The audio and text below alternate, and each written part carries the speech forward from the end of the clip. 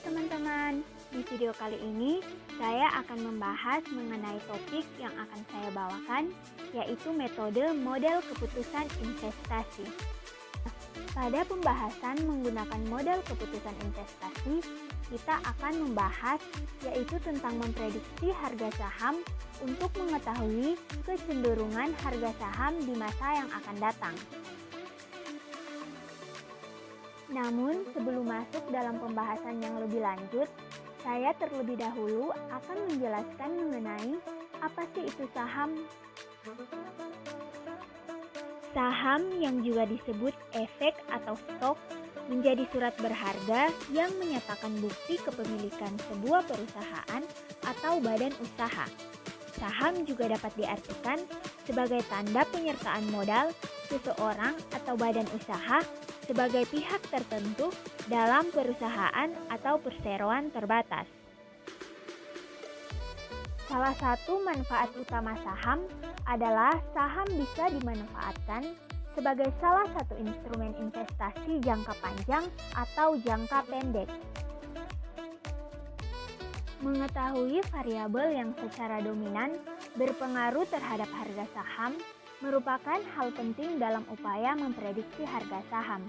Di sisi lain, memprediksi harga saham bertujuan untuk mengetahui kecenderungan harga saham di masa mendatang. Kecenderungan harga saham naik cenderung mengindikasikan bahwa harga saham saat ini masih rendah, sehingga keputusan yang dapat diambil pada saat itu adalah beli. Adapun kecenderungan harga saham turun, cenderung mengindikasikan bahwa harga saham saat itu terlalu tinggi, sehingga keputusan yang dapat diambil pada saat itu adalah jual. Keputusan jual atau beli saham dapat didasarkan pada harga dan return saham.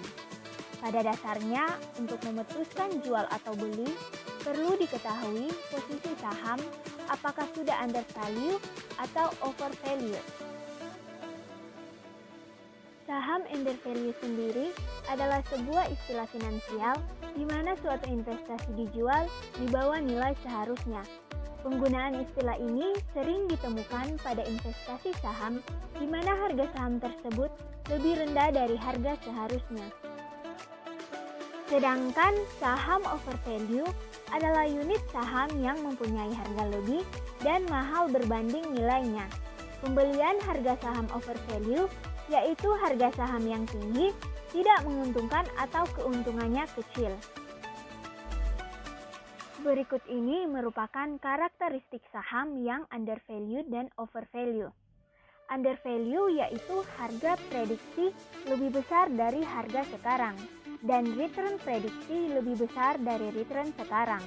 Sedangkan overvalue yaitu harga prediksi lebih kecil dari harga sekarang dan return prediksi lebih kecil dari return sekarang.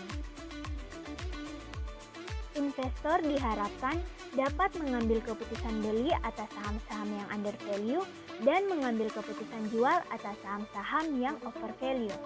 Setelah keputusan beli atau dijual diambil, investor akan menghadapi kenyataan bahwa setiap keputusan tidak selalu menguntungkan. Keputusan yang menguntungkan berarti prediksi harganya tepat, sedangkan yang merugikan berarti prediksinya meleset. Perbedaan antara harga prediksi dan harga real tersebut perlu dipelajari untuk memperbaiki keputusan investasi di masa mendatang.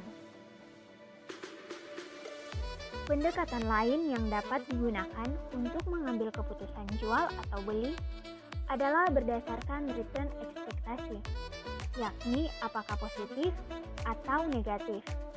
Apabila return ekspektasi positif, maka diambil keputusan beli. Sebaliknya, apabila return ekspektasi negatif, maka diambil keputusan jual. Untuk yang lebih konservatif, keputusan beli dapat diambil dengan berpedoman pada hal-hal berikut ini. Yang pertama, keputusan beli didasarkan pada ekses return positif, sedangkan keputusan jual didasarkan pada ekses return negatif. Yang kedua, keputusan beli didasarkan pada alfa positif, sedangkan keputusan jual didasarkan pada alfa negatif. Suatu jenis saham sudah dianggap murah atau undervalue sehingga layak untuk dibeli apabila yang pertama, harga saham sekarang lebih kecil dari harga saham estimasi. Yang kedua, average return saham sekarang lebih besar dari risk-free rate.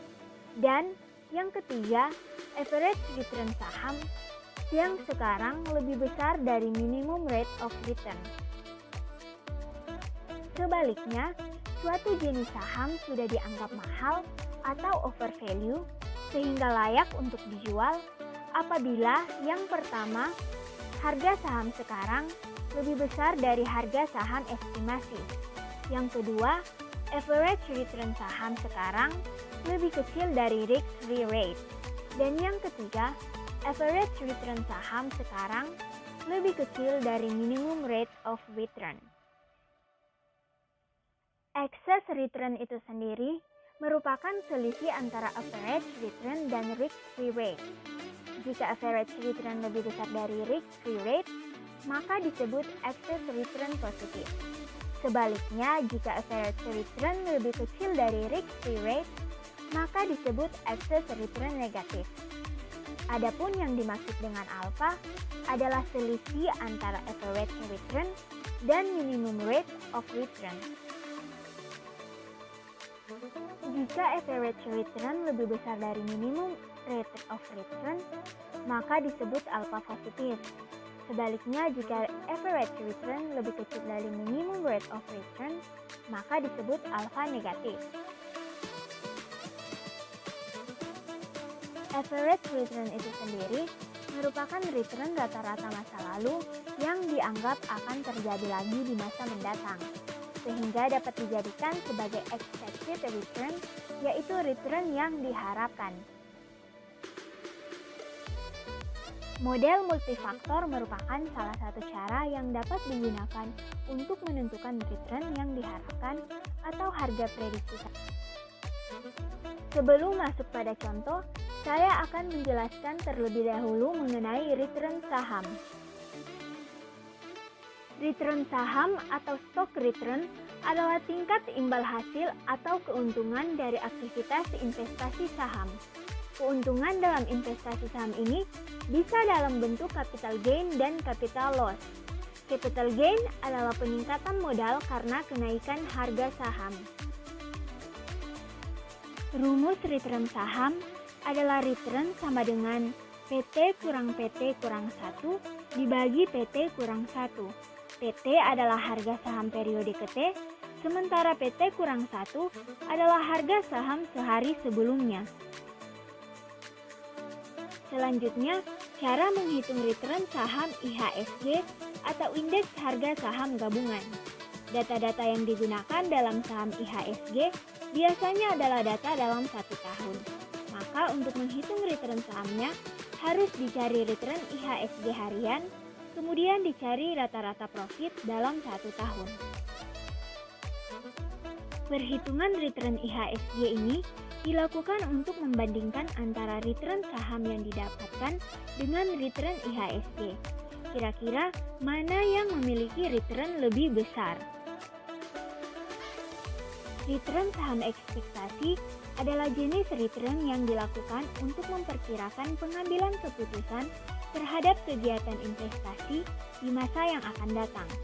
Return ekspektasi dinilai lebih penting dibandingkan dengan return historis karena jenis ini menjadi tolak ukur para investor untuk keberhasilan transaksi sahamnya di masa mendatang.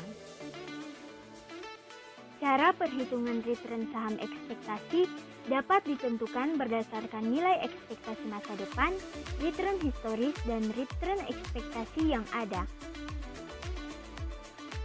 Selanjutnya, kita masuk dalam contoh menghitung expected return perusahaan.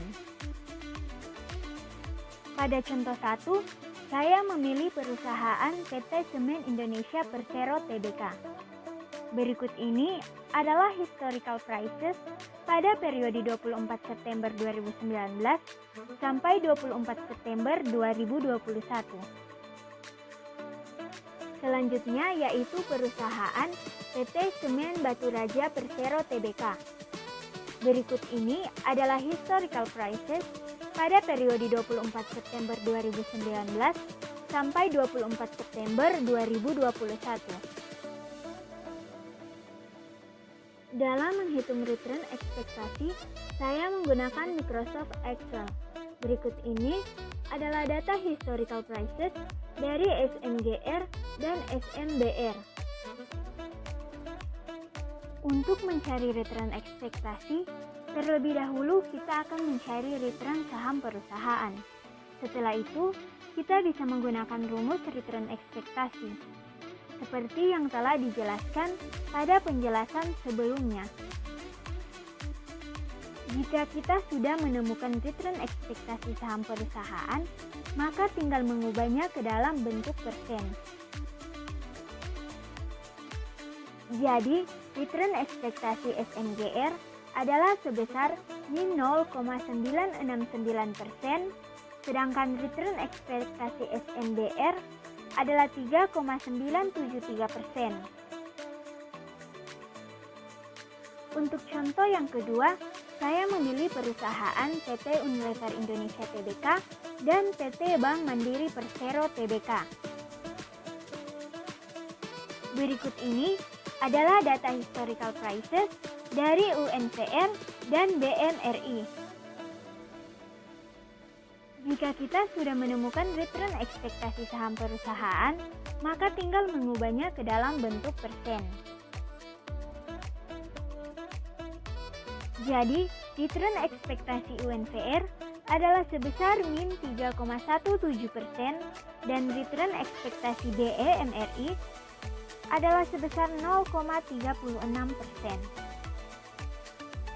Investor menanamkan modalnya pada sekuritas untuk mendapatkan return maksimal dengan risiko tertentu, ataupun untuk mendapatkan return tertentu dengan risiko yang minimal.